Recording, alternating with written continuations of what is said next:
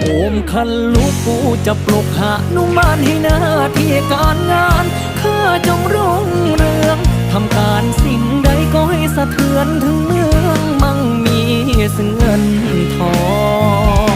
ให้โชคจงหนุนบุญหล่นทับ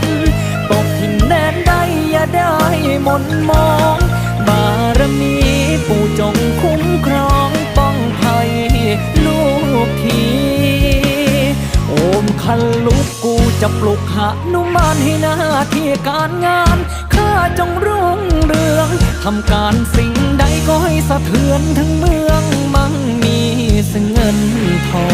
งให้โชคจงหนุนบุญหล่นทับตกถิ่นแดนใดอย่าได้หม่นมองบารมี